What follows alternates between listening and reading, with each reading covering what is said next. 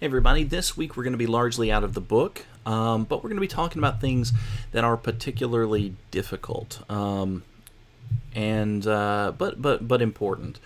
Particularly how to be authentic, honest, and transparent when things go wrong. Last week we talked about how to deal with both good and bad comments. Sometimes even when you're doing everything right, which depending on your business model, it can take many different different forms. People are going to be throwing some negativity your way. People are going to be trolling. There's going to be some bad comments no matter what. You need to be able to roll with the punches. But sometimes things go off the rails. Sometimes things go poorly. Sometimes your company, your client may put their foot in their mouth, or mistakes will be made. How do you deal with this? There's a couple of weeks. There's going to be a couple of weeks in this course we're going to be talking about this. This is going to be the first of two different weeks that we'll be discussing this topic. So I really want you to pay attention to the chapters this week. The first chapter is chapter 9, discussing the concept of authenticity. Authenticity is a very interesting, very important concept for social media. It's a very important concept because, frankly, authenticity is a very important concept these days with one of the most influential consumer groups, which is the millennial.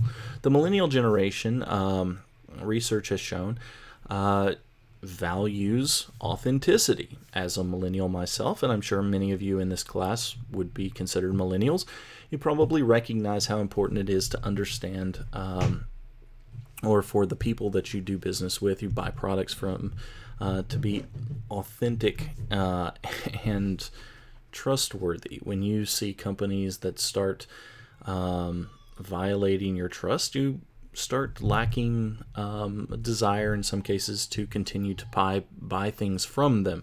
In previous generations, this may not have really mattered that much, or there was research that indicated that consumers were more likely to forgive these things. Millennials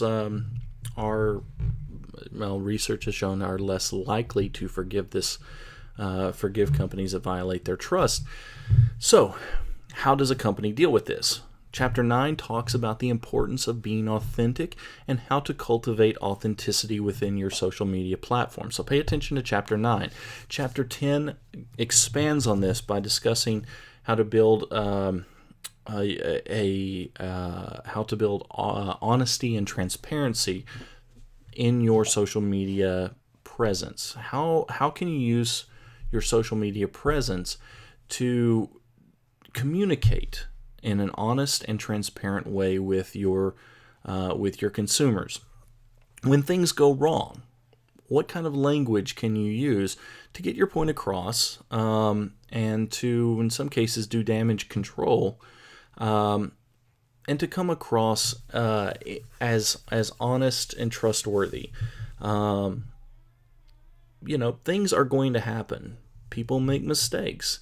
And you, as a strategist, need to be able to field questions and not appear as though you're necessarily hiding anything. So, read chapters 9, read chapters 10, and consider how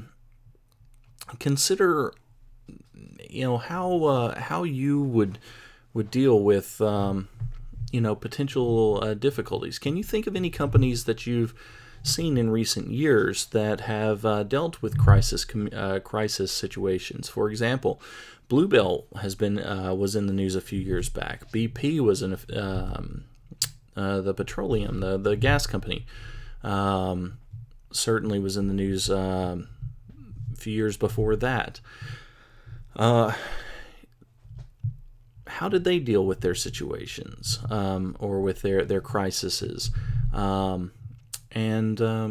There's any number of others that we'll discuss a little bit later in the class. So start thinking about this, and as we've been going through in the last few weeks, you do also have some Facebook courses that I would ask you to take care of this week. Finally, this is the last week before your first exam, so I've given you a couple of things to think about in the conclusion before we get into your first exam next week. So if you have any questions or concerns, if there's something that you'd like answered before next week, please let me know.